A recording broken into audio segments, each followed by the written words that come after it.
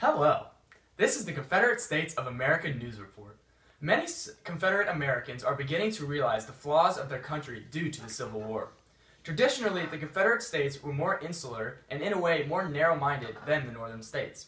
However, as we all can see, the war has pressured in numerous economic and political changes onto us that ultimately all tie back to social changing our newborn nation as a whole, as citizens are forced to make the changes to their everyday lives. Let's take a look at the economic changes with our chief correspondent, Richard, who is currently with an average Confederate citizen.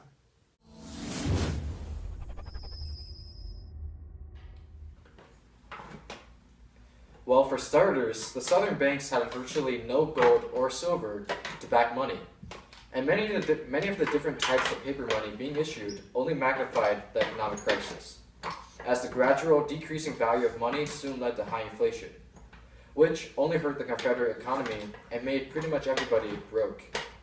Here with me is a farmer harvesting cotton and his fruits. Farmer, what is your name? My name is Garrison. Well, what are your opinions on the cultivation of cotton in the Confederacy? Well, I think it's a very tedious and cumbersome process. It's really the only way for us in the South to gain money lately. And it's our main cash crop, and due to inflation, it's not really helping us very much. So I really wish that the South had more industry-based jobs like the North. You said it, Garrison. The Confederate States produced 2/3 of the world's supply of cotton. By the 1860s, 84% of the Confederate population was engaged in agriculture. They had limited manufacturing ability and only had about 29% of the railroad tracks in America. And nearly 90% of manufacturing came from the North. Overall, when mobilizing and fighting the Civil War, the Confederacy was put behind with its smaller industrial base and less train tracks and an agricultural economy based on slave labor, as movement of resources became more difficult, hurting Southern civilians and society all around, especially economically. Back to you, Kyle.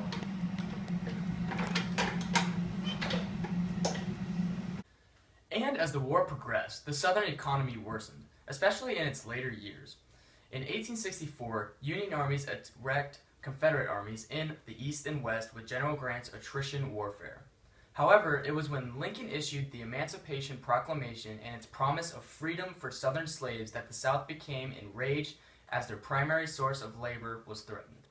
I do order and declare that all persons held as slaves within said designated states and parts of states are and henceforward shall be free, and that the executive government of the United States, including the military and naval authorities thereof, shall recognize and maintain the freedom of said persons. Lincoln.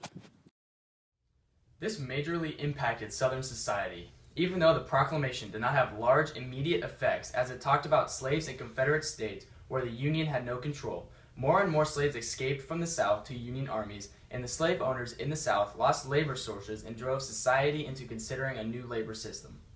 On top of this, the North's Anaconda Plan, which called for a blockade on the southern ports and the seizing of the Mississippi River to divide the Confederacy into two sections, pushed the Confederate States into a game-over zone as their already minimal exporting and importing were drastically muffled, and the society was forced to rely even more on the agriculture for economic sustainability while having transportation of food cut off between states. Richard? What a train wreck it is, Kyle. As a result, the Southern states failed to socially attract many immigrants during and after the war because of its limited economic opportunities. Its consistent reliance on staple crop agriculture and slowly growing population did not create demand for expanded infrastructure, one of the factors driving the rapid expansion of the national economy outside the former Confederate states. Kyle? Up next, we travel all the way to the front lines of the Civil War with correspondent Nick.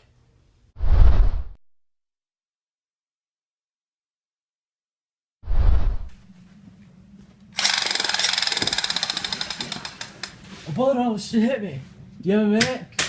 Yeah, what's up? Can you tell me your opinions about the war in society back home? Well, we're currently in a battle with General Sherman. We got leave though. However, I'll try to make it fast. Well, you see, it's kind of really unfair because the Union Army, they have way more men than us. I mean, the Union themselves, they have like more than twice the population as the Confederacy does. And so they have obviously just naturally more soldiers in the armies. Did you know that 50% of the eligible war-able men in the Union served, and 75% of the eligible males in the Confederacy served in the Army? Practically everybody back home, every single family, they have at least one brother or father that served in the Army. The Confederacy created the drafting system as a result because they needed to recruit more soldiers. And like I said, less eligible males served in the Union than compared to the South. And practically every family in the South had at least one person that served in the Army. It is really making our Southern war spirit fade away.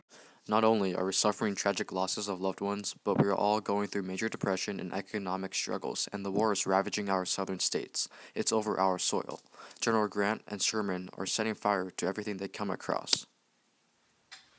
And heck, the war is even about slavery. I mean, off the top of my head, I can only name one or two people that actually own lots of slaves. Why am I fighting? I don't know. It's a rich man's war. And I can't wait to get back home alive. Well, as you can see, lots of anger and frustration on the front lines, Kyle. Not many people have strong motivation to fight the Civil War now. As tons of men left to fight the war, they left their farms with few workers. Women eventually took over their husbands' jobs at home, such as farm work on top of housework. In some places, starvation was prevalent, and women started to harvest food only for themselves and not to contribute to the war. They had to stretch the insufficient military paychecks they received for their husbands serving. The common people questioned the rationale behind the war, and some carried signs saying, "Bread or blood," and "Bread and peace." The rich, like the North, tried to live on as if nothing happened. But it was utterly impossible to not feel the many costs of the war. Political power changed hands from wealthy aristocrats and plantation owners to small farmers in the South, as they demanded more influence over their society in return for their sacrifices in the war. I don't see many rich people fighting in the war. Well, yeah. The drafting system allowed people to pay for substitutes instead of themselves being sent off to war.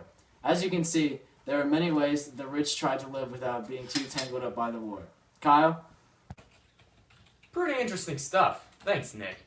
Up next, we transition to the home front beyond the farmland. The war is a total war. The line between military and civilian life became muddled. As Union soldiers deeply invaded the South, the civilians could no longer live their normal lives. Here's Richard, who is currently inside a Southern civilian's home in Georgia. So I'm here with Ben, a normal civilian, Southern civilian in his house in Georgia. So tell me, Ben, how has the total war affected you personally? Well, my children are shaken by the war being so close to them, and pretty soon my wife and I will have to decide whether we will hide from the Union in a small cell or in a cramped area or escape to a refugee camp. Either way, we will end up depressed and live a disease-filled life. That sucks. Yeah, it does. The only other option would be to pick up a shotgun and join the war, like my friend Paxton over there. I'm not much of a fighter, though, nor do I really want to be. That's a very interesting story, Ben.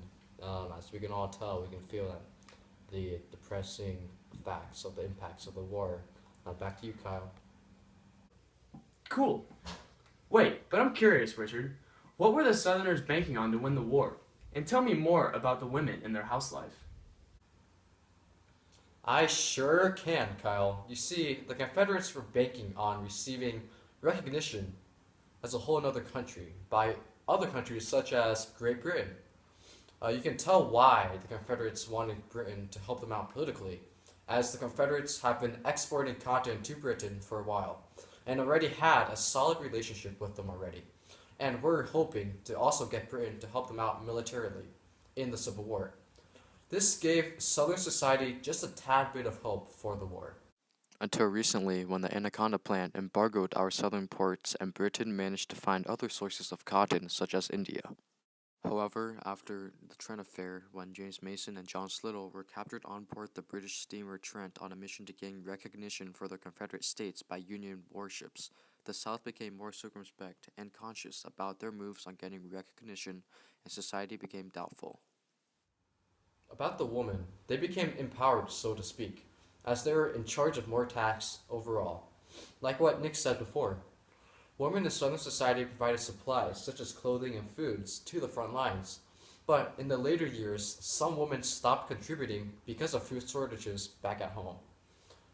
Women also became clerks and actual teachers for basically the first time, and some even worked as female nurses.